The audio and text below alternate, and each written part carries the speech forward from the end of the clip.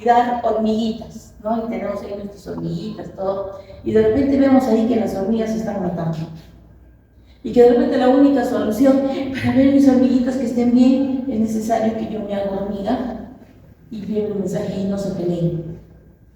¿Cuántos de nosotros estaríamos dispuestos de dejar nuestra humanidad, si es que fuera posible, y hacernos hormiguitas y que nos metan en un panel así, y ahí poder decir, no se peleen, ustedes están cuidadas, no se preocupen, la persona que está afuera, que las ve, es una excelente persona, no estén peleándose entre ustedes, ámense unos a otros. Pero Cristo hizo esa función. Él siendo Dios, se hizo hombre. Eso se llama humildad. Y hermanos, a veces nosotros pensamos que humildad es la persona que, ay, pobrecito, no tiene. No, hermanos. Humildad es la persona que tiene, pero que está dispuesto a bajar un peldaño. Así que pídanle al Señor, quiero ser humilde, porque solo el que tiene puede bajar un peldaño.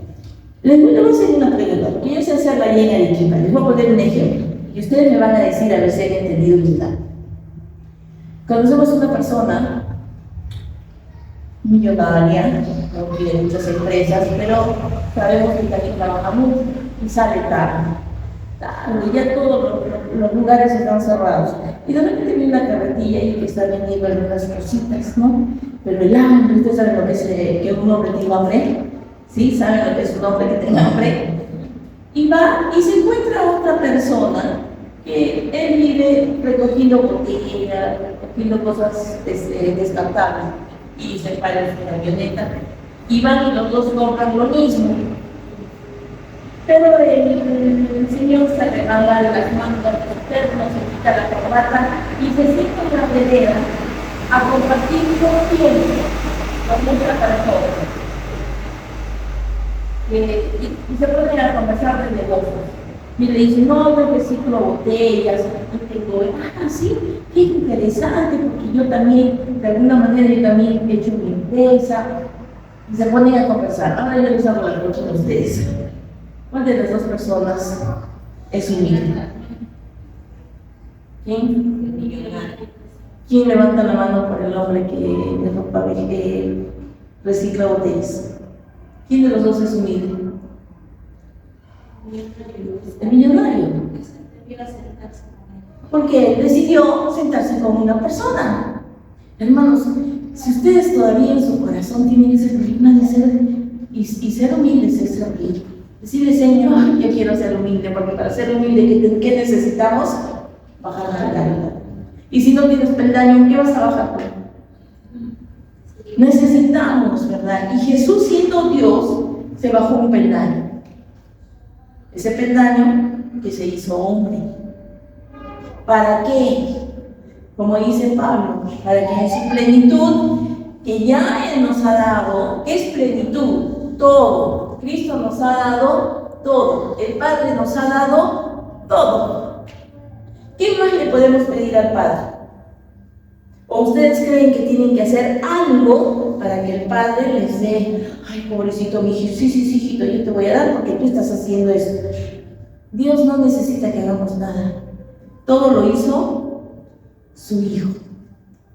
Entonces hemos recibido en plenitud la gracia sobre gracia. ¿Qué quiere decir esto? Desbordante, hay de más. Hay mucho, hermanos. Y este seminario tiene que ver sobre gracia sobre gracia. Nosotros estamos llamados a vivir en la gracia. Ya no vivimos en la ley. Él lo hizo por nosotros. Ahora eso no quiere decir que ahora nosotros no vamos a hacer nada. Por eso yo les digo, si solamente entendieron lo que significa lo que Cristo hizo por nosotros, eso estaría repleto para escuchar su palabra, para adorarle, para asociarnos y trabajar juntos. De eso se trata. ¿Amén? Muy bien, vámonos a la otra cita sobre Colosenses 1:9, 11.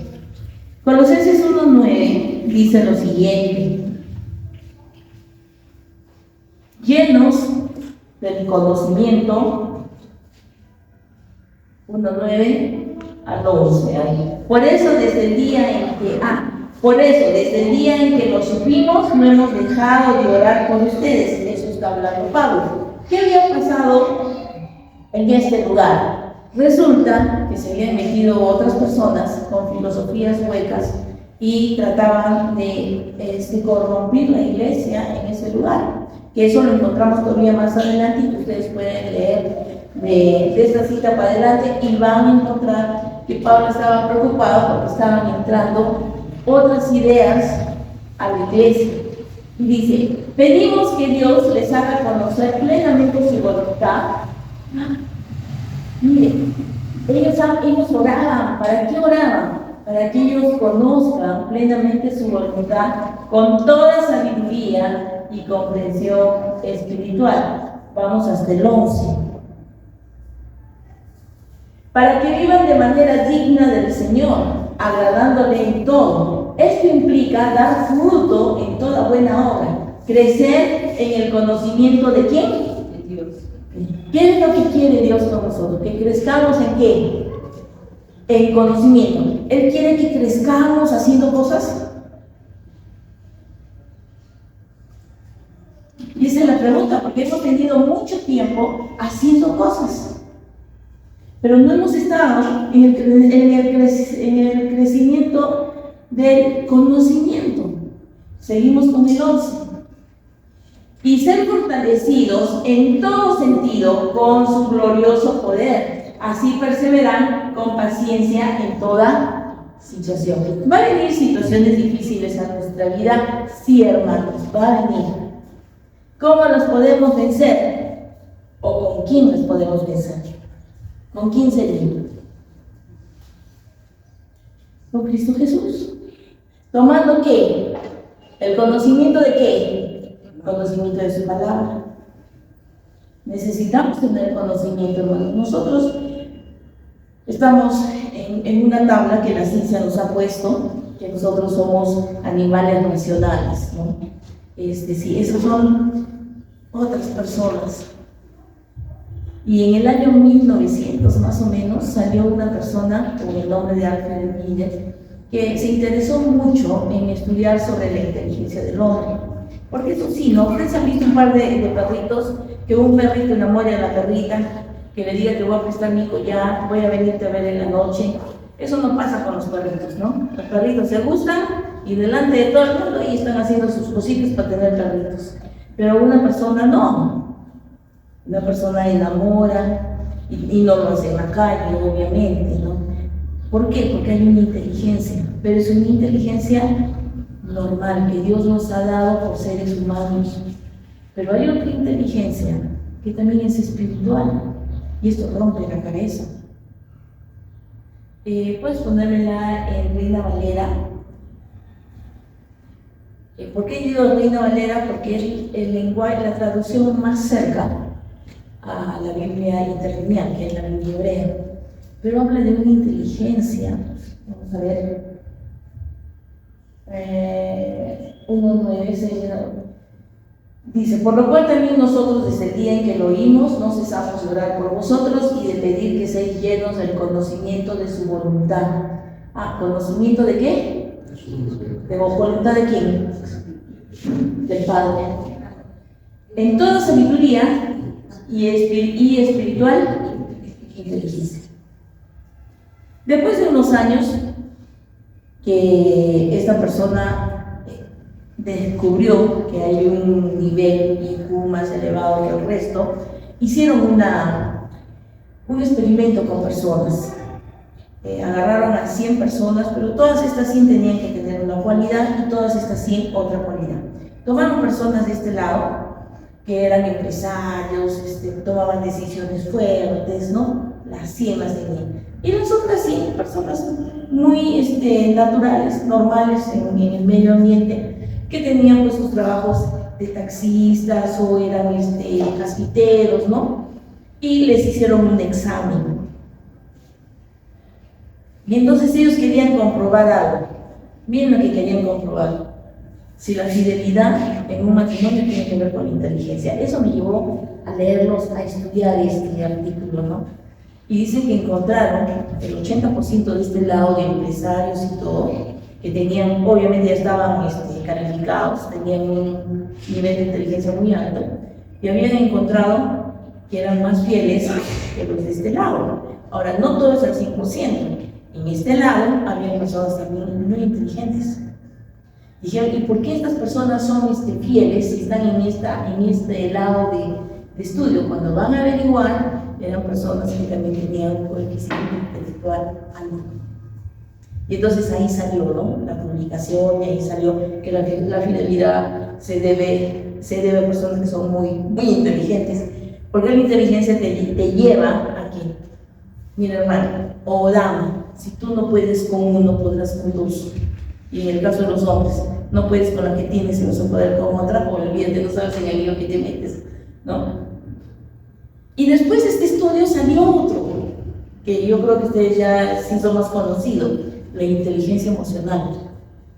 ¿No han escuchado de la inteligencia emocional? Un psicólogo comentó esto, un psiquiatra comentó y dijo, esta inteligencia emocional tiene que ver con la inteligencia espiritual.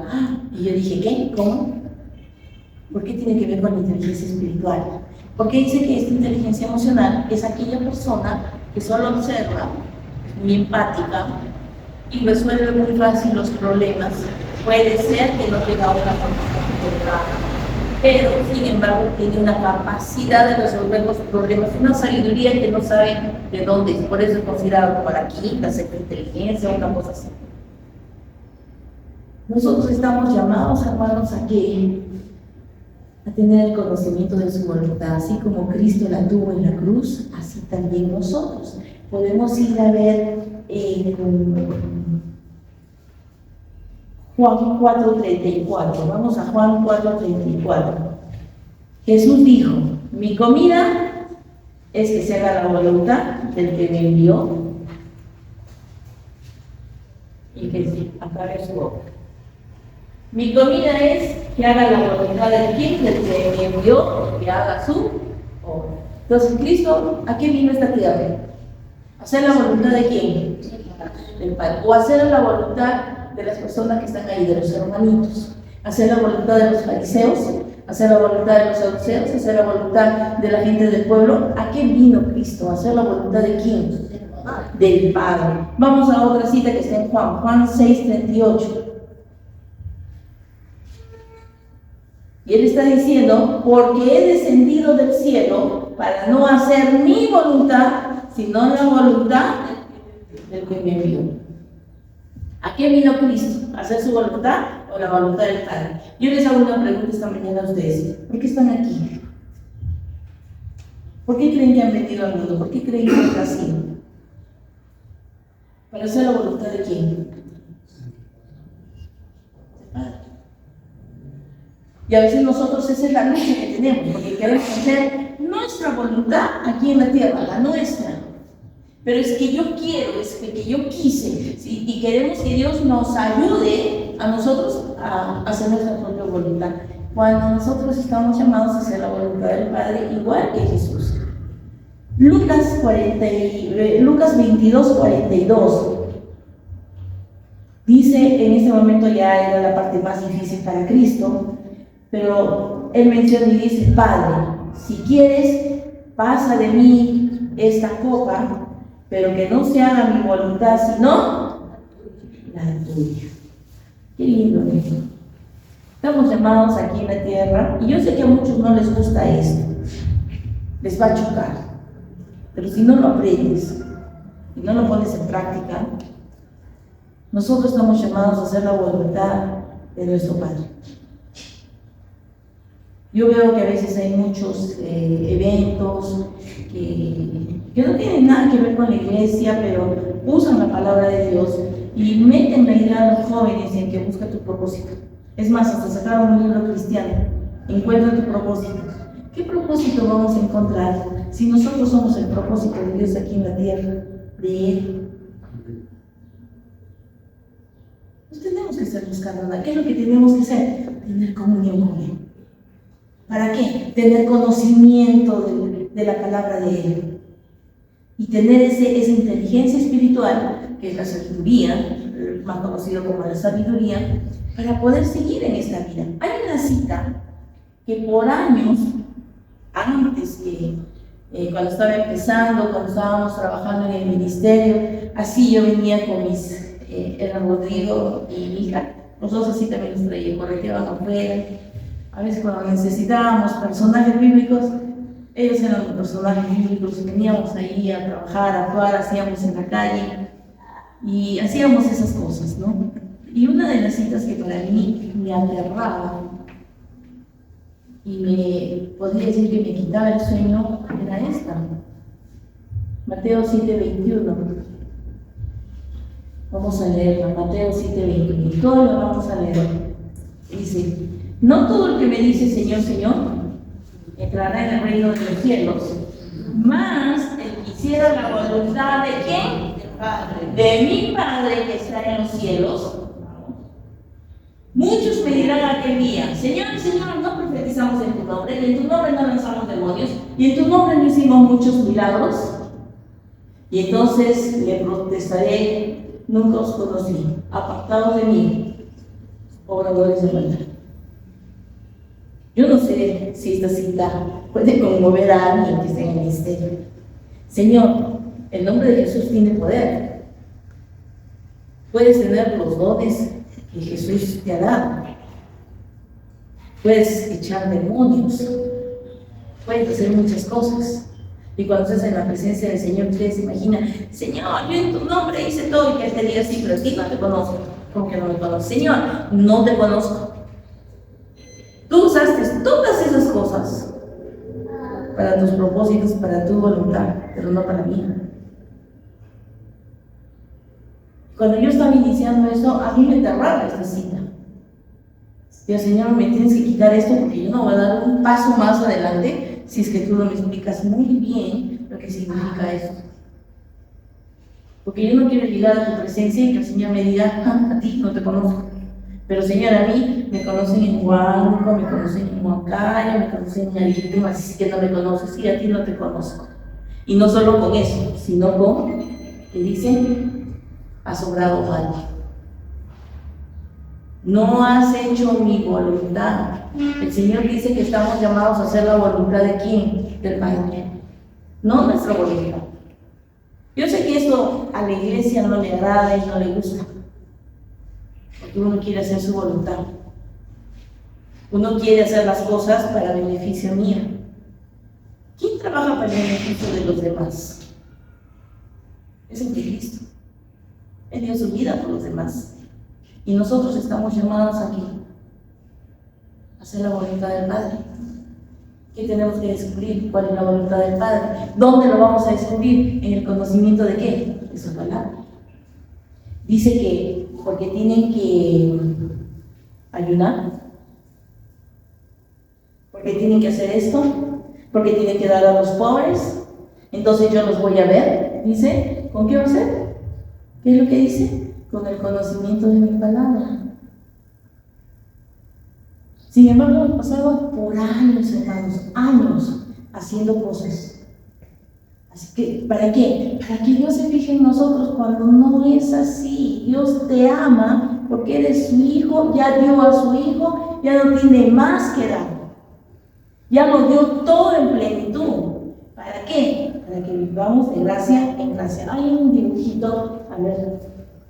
Yo quise hacer algo, se podía hacer personalmente, pero así es. Como sabrán, ese es su nombre, ¿no? El que está ahí. Este hombre está llamado para vivir en gracia. Y hay varias cosas que implican gracia, pero yo solo voy a tomar dos: favor de Dios, que es gracia, y misericordia, que también es gracia, porque Dios nos perdona todo, ¿verdad? ¿Sí o no? Ok. Sin embargo, cuando nosotros le pedimos perdón a Dios, y en su misericordia nos perdona, ¿cómo es que nos perdona? Señor, perdóname lo que he hecho hoy día. Ok, te perdono. Es como cuando en la computadora tú le pones control, ¿qué es? Control and delete, ¿no? Entonces suprimes. Y cuando tú borras eso, ¿aparece en algún sitio? No, No, porque ya lo suspendiste, ¿sí o no? Entonces, cuando nosotros recurrimos a la misericordia de Dios, Dios nos perdona y todo queda en cero, hermanos, todo queda en cero. ¿Cuántos de aquí le han pedido a Dios misericordia? Y nos gusta vivir en misericordia, nos gusta que Dios nos perdone. Es muy rico cuando Dios te perdona, pero no podemos vivir siempre en misericordia. Por eso hay gente en la iglesia que puede estar 30, 15 años y ahí está. ¿Y eso por qué? Es que la misericordia de Dios, vive en la misericordia de Dios. Dios nos ha llamado a que vivamos como en gracia sobre gracia. ¿Y qué quiere decir gracia sobre gracia en favor de Dios? Es acumulativo. La misericordia y el perdón te quita. ¿Qué te quita? El pecado. Te pone nuevecito para que vuelvas a empezar. El favor de Dios, ¿cómo es? Acumulativo. Les doy un ejemplo. Tienen ustedes en su casa y conocen a una persona que necesita podas y ustedes quieren ayudar. ¿Por qué quieren ayudar a esa persona? Por compasión, por misericordia. Y les dicen, ya vengan, ayúdenme a mi casa, yo les voy a pagar una jornada. Allá en Arequipa un jornal está 80 soles, no sé cómo estar acá. Y va a su casa y ustedes le pagan sus 80 soles. ¿Pero por qué le dan el trabajo? Por misericordia. Pero si hay otra persona que lo asisten en el trabajo, lo hace el gerente regional en una zona, ¿será por misericordia? ¿Será por compasión del gerente? No, lo hace por favor, por él mismo, por sus cualidades. Favor de Dios se llama eso. Dios conoce qué personalidad tienes. Dios sabe cómo eres. No invites a nadie, no trates de invitar a otra persona, porque Dios te va a usar tal como tú eres, no hay otra manera. Miren en Lucas, vamos a ver en Lucas, hay una que se quiere, pues sí, pero se puede sacarlo Lucas 1. ¿Se acuerdan de la Virgen de María? Vamos a buscar Lucas 1, ahora sí. Lucas 1:18, si no me equivoco. Lucas.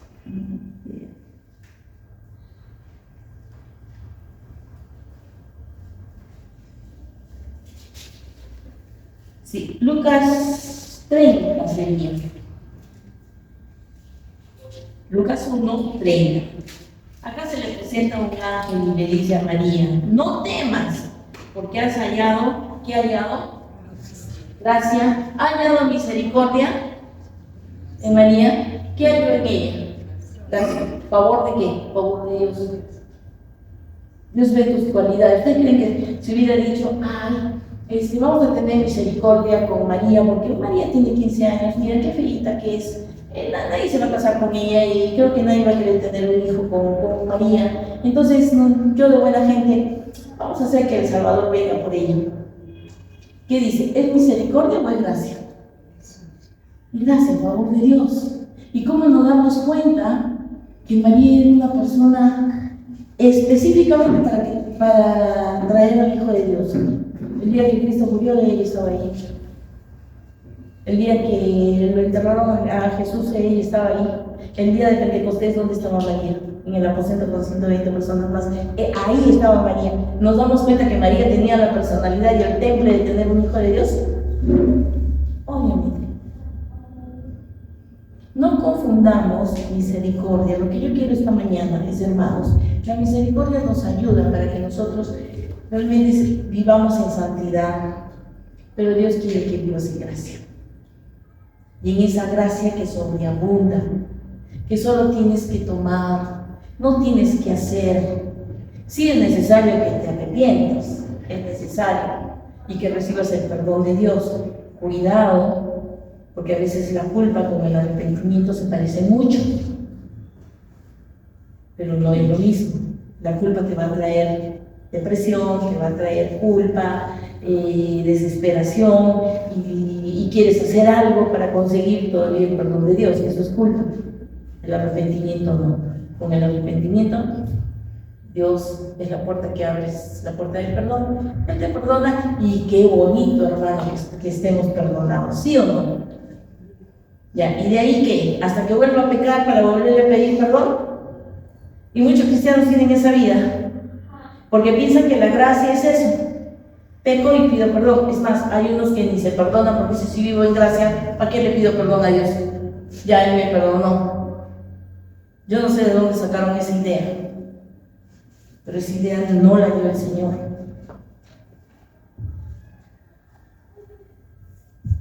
Vámonos a Proverbios 3, 11, 12.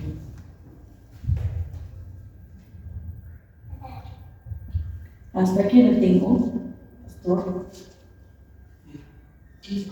15 más.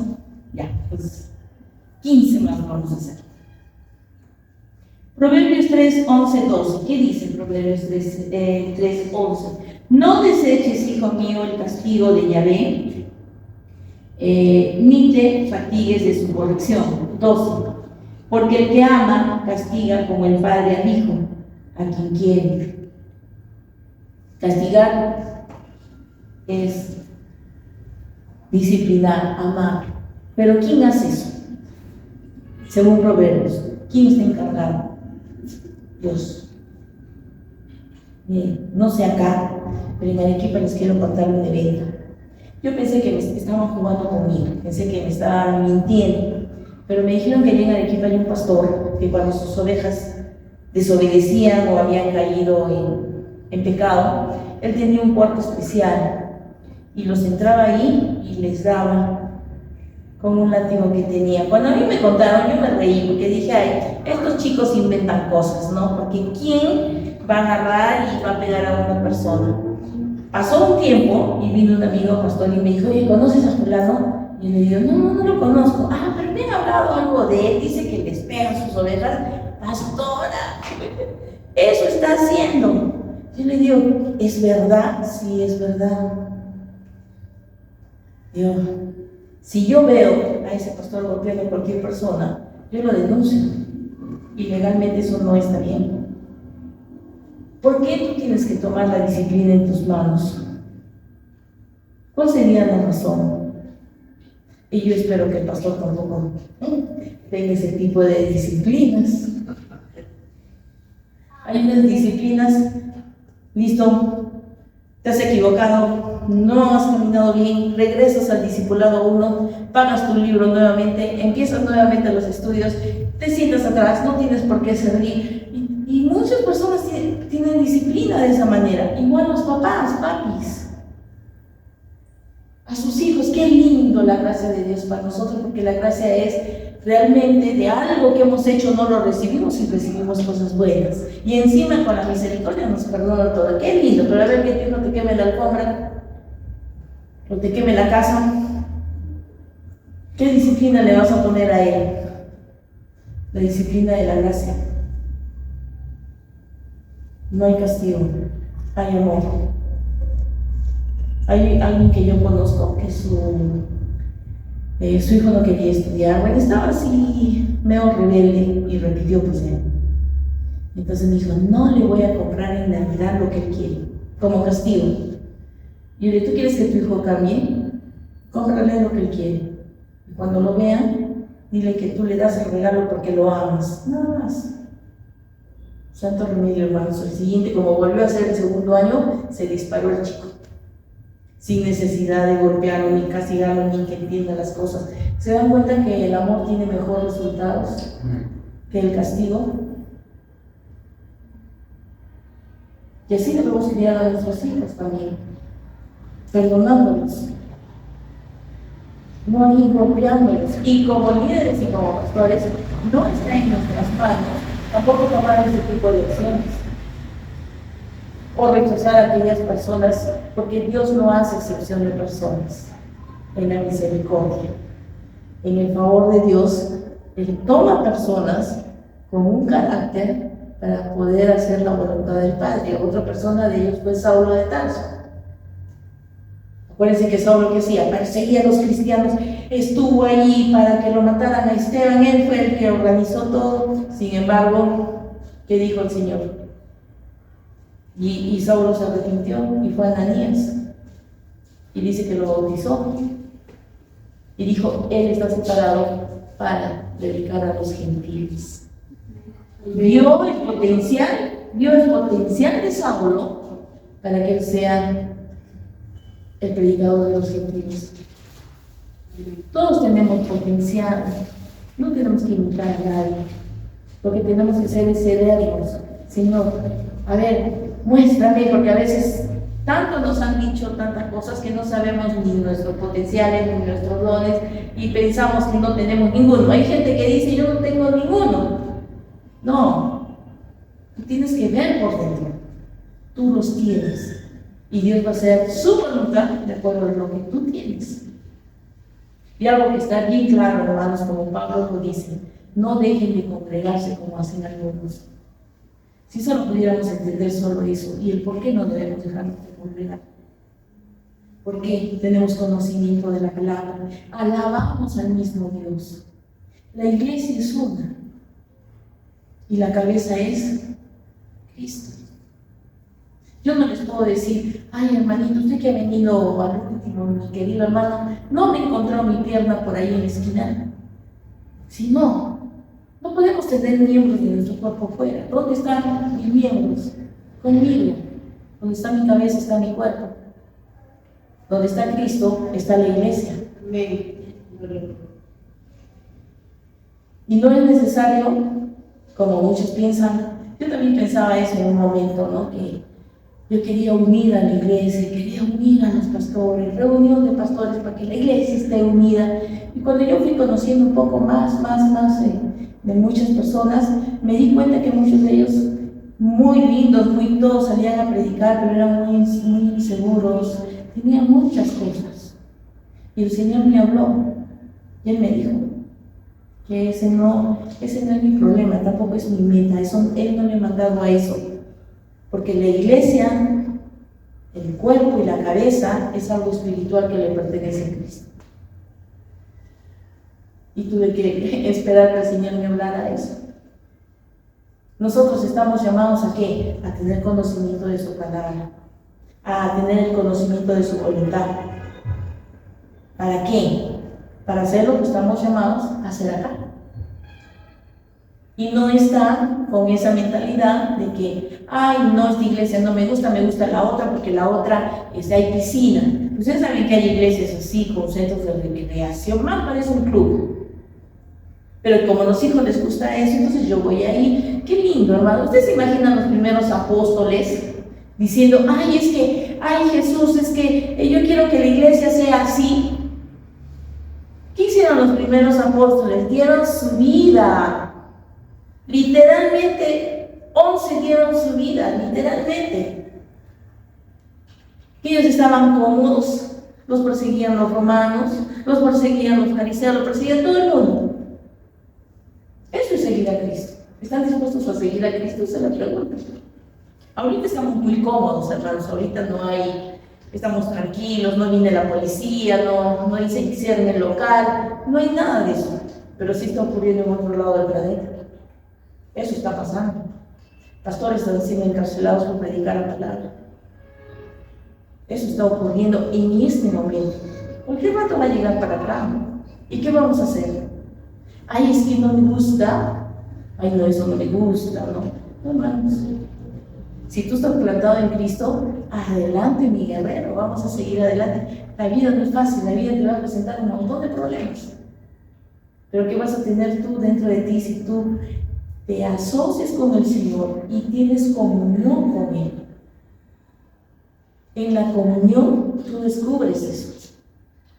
No tienes que hacer nada. No tienes que dar de comer a todos los niños pobres del mundo. No, ¿qué es lo que tienes que hacer? Tienes que vivir gracia sobre gracia. ¿Quién lo dio? Cristo.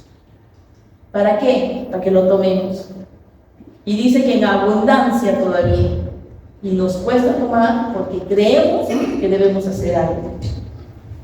Para no extenderme mucho, mis hermanos queridos, Lamentaciones 3, 22, 23. Vamos a Lamentaciones 3, 22, 23.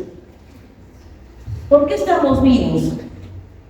Pregunto yo, porque este mundo todos los días, miren las noticias, nomás todo lo que sale, ¿no? ¿Qué dice 3:22? El gran amor del Señor nunca se acaba. Y su compasión es compasión y misericordia. Jamás se agota. Uno más. 23.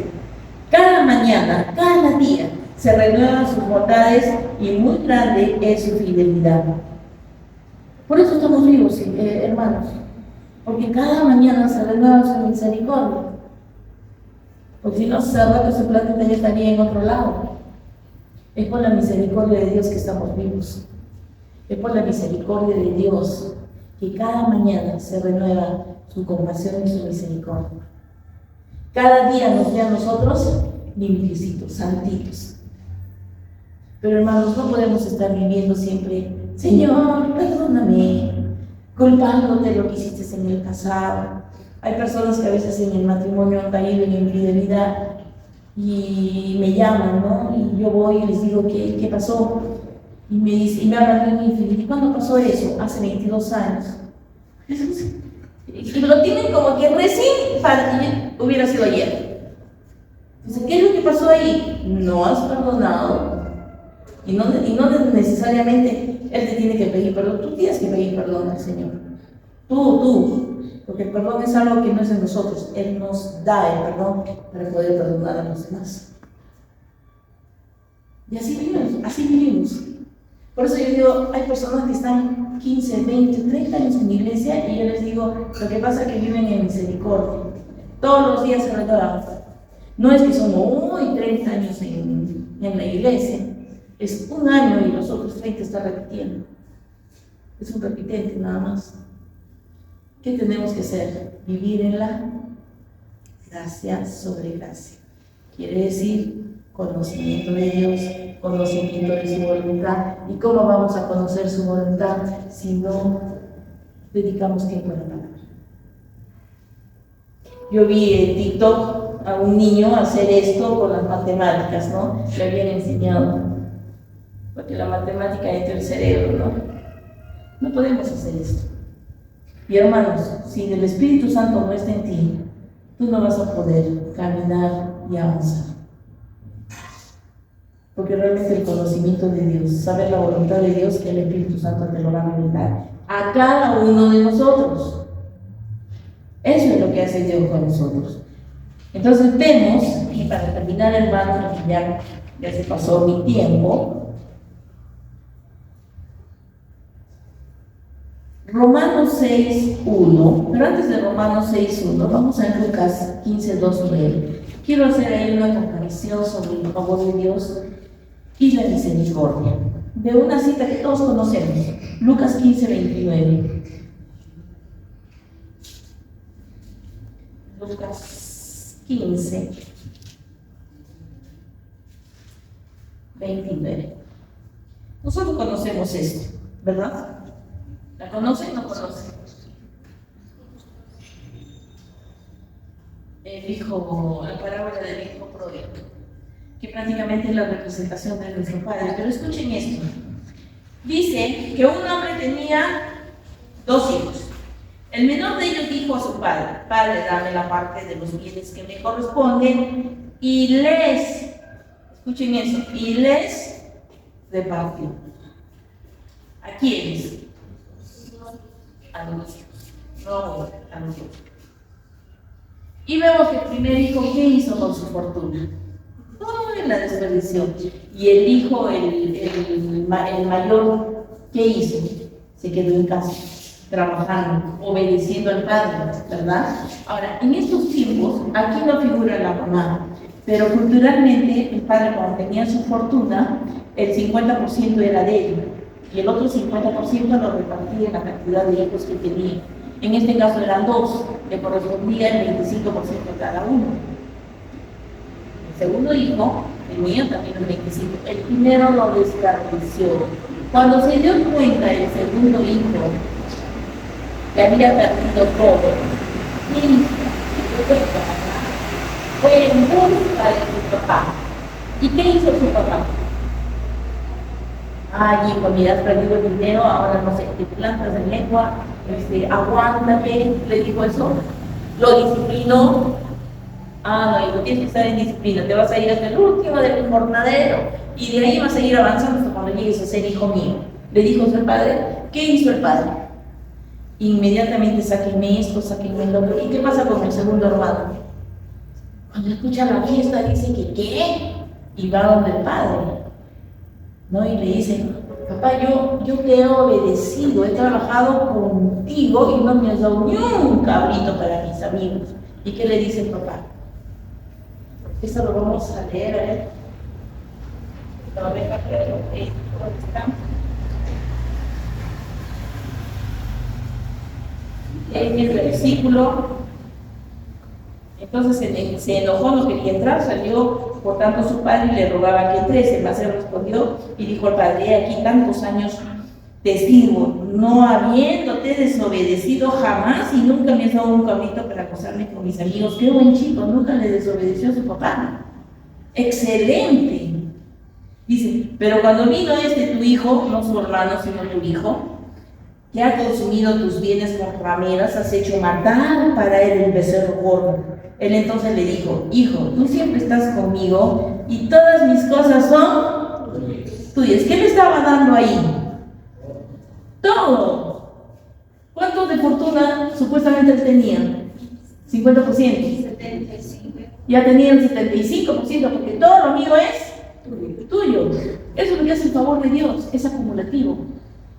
El favor de Dios es algo que se suma. Alguien es campeón de básquet, de Juan, y le dan su medalla. Ahora se va para la nacional y le dan su medalla. Ahora se va para el sudamericano. Le quitan las otras 2 medallas. No, porque es el favor de Dios. El favor de Dios es acumula. Misericordia, ¿qué es? Borrón y cuenta nueva.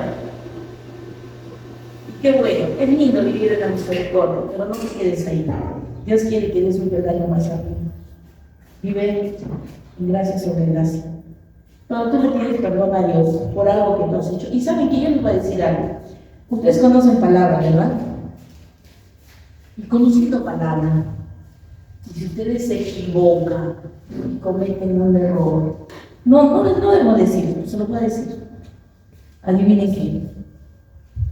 Dios les vuelve a perdonar. Porque Dios perdona.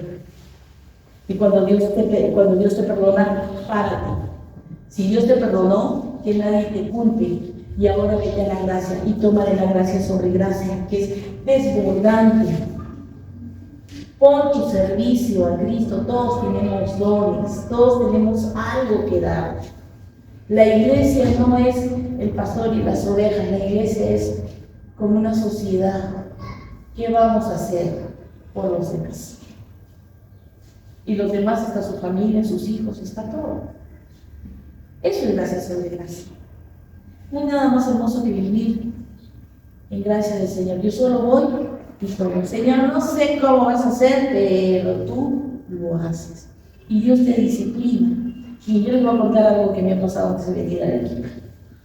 Estaba en la calle y ya van por segunda vez. Ni siquiera es una, hermanos, es la segunda. Y me llaman por teléfono y estoy en la peor zona de Arequipa, donde todo el mundo sabe, tú por ahí tienes que caminar y correr, nada más. No, yo me quedé porque sonó mi celular y quise ver quién era. Cuando vi que era alguien que yo estoy trabajando con esta persona, saco el celular para decirle, mire, te llamo, ahorita estoy yendo a la iglesia, te llamo, ¿no? Y a la hora de poner el celular, alguien vino con una cosita y me brincó la mano, y en vez de soltar el celular, hago esto. Y adivinen qué, me robaron el celular por segunda vez. Y cuando lo vi que estaba corriendo, yo solo dije, Señor, yo lo bendigo. Tu palabra dice que el que necesita una capa, se le dé 2. Y ahora, ¿cómo lo correteo? Lo correteo para darle el cargador, ¿no? Chao, con. Y yo solo lo bendije y seguí caminando. Pero ahora que estaba por acá, unos hermanos me decían, me llega de Equipa, pastor, yo tengo un celular, mira qué bueno es, te lo vendo 250 las ofertas, ¿no? Y el Señor me dijo, cómprate uno nuevo. El Señor, yo pierdo los celulares. Y si alguien porque estos dos que han venido, uno me lo compré a un precio nuevo, pero lo regalado, porque estaba en otro sitio. Afuera cuesta menos. Y el segundo lo perdí, y bueno, Rodrigo y unos hermanos más, y acá está tu celular, ¿no? Y me compré un celular porque ese era lo que el Señor me dijo, cómprate uno nuevo. Cuando lo tengo, me digo yo, Señor, ¿qué pasó con ese celular? Y hermano, no me dijo nada, pero sentí como una sonrisa de Dios. Es que, ¿qué debes hacer con un celular que te ha costado? ¿Qué debo hacer? Señor, gracias por tu disciplina. No lo voy a perder. Y si lo pierdo, Él es bueno y me va a dar otro nuevo, ¿no? Pero yo no voy a querer pagar uno nuevo. ¿Me entienden? Dios nos disciplina. Dios, cada vez que nosotros tenemos sucesos en la vida, es porque nosotros tenemos que aprender algo. Esta vida es para que tú aprendas algo, no para que te sientas la víctima del asunto. Y aún siendo víctima tú, de algún problema, no es para que te sientas así. Agárrate de la gracia de Dios. Amén. Termino con esta cita bíblica. Salmo 5:12. Salmo 5:12. 12. Porque tú, oh Yahvé, bendecirás al justo. ¿Quién es justo? Lo cercarás de benevolencia con un escudo. Reina Valera, por favor. Sí, porque tú, Señor, bendices a los justos, cual escudo los rodeas con tu voluntad. No tenemos un escudo. Camina tranquilo, camina abierto y ten comunión con Dios. Porque muchos quieren cosas de Dios, pero no pasan tiempo con Dios. Y hacen muchas cosas para Dios. Ay, Dios es el primer lugar. Sí, haces muchas cosas para Dios, pero no estás en comunión con Él. Aún así, si estás en el ministerio, puedes ser pastor, puedes estar lleno de muchas cosas, pero no estás en comunión con Él. Esa es la clave, hermanos, estar en comunión con Él. Amén. Yo quiero que esta mañana demos un giro en nuestra vida. Vivamos de gracia sobre gracia. Gracia sobre gracia, depender de Él. Señor, yo quiero conocer tu voluntad para mi vida. Yo voy a hacer lo que tú me dices, Señor. Y tengamos consciente que la iglesia no es un sitio de recreación. Acá en la esquina dice, ¿qué? Recreación las gardenias, ¿no? Y no porque dice allá que es algo de recreación, aquí también nosotros nos recreamos, nosotros la pasamos bien. Y sí la pasamos bien en Cristo Jesús. Y aprendemos de su palabra. Y recuerden de los primeros apóstoles. Ellos dieron su vida. ¿Qué están dispuestos ustedes a dar? A veces hasta el tiempo nos cuesta dar. Si la gente entendiera lo que es la gracia de Dios, esto estaría lleno hasta atrás. Porque Él es el primero en nuestras vidas. Pero a veces somos nosotros los que somos primeros. Ahí donde ustedes están, vamos a orar para terminar. Vamos a decirle gracias, Señor Jesús. Gracias, Padre. Gracias porque yo quiero caminar en tu perfecta voluntad. Tener ese conocimiento de tu voluntad. Tener ese conocimiento, Señor, esa sabiduría, esa inteligencia espiritual. Gracias, Señor Jesús. Gracias porque sí es cierto, la misericordia nos ayuda muchísimo y es parte de la gracia, Señor. No debo vivir solamente en la misericordia, sino dar un paso más adelante. Tomar las cosas que tú ya has hecho por nosotros. Gracias, Señor Jesús. Gracias porque yo veo gente que se levanta en este lugar, gente que son mi apoyo, gente que sale hacia afuera, Señor. Muchos dones tú das a las personas. Y aquí estamos, Señor, para que tú también veas en mí mi corazón. Gracias, Señor Jesús. Gracias. Bendito eres, Señor. Y siempre vamos a reconocer que toda gloria, toda honra, solo te pertenece a ti, Señor. por los siglos de los siglos. Y decimos, amén. Amén.